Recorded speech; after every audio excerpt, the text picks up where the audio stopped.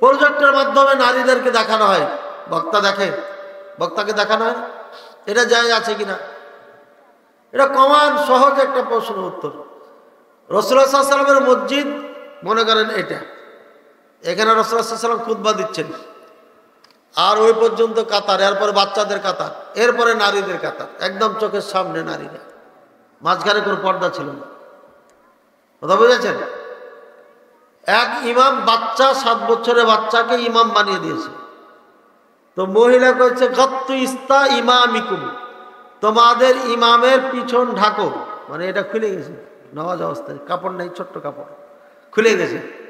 তখন বলছে তোমাদের ইমামের পিছনটা ঢাকো, মানে কাপড় কিনে দেওয়াকে, কাপড় নাই, দেখা যাচ্ছে।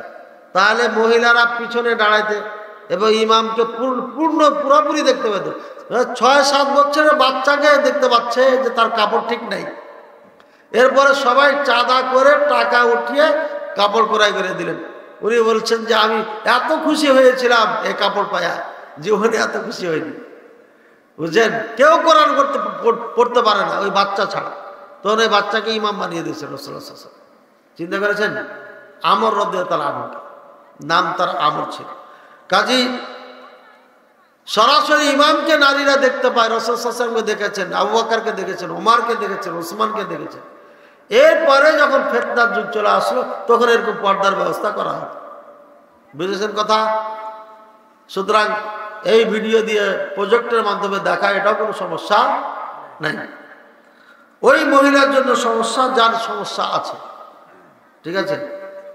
আল্লাহ তাআলা আমাদের বুঝাতে পারে।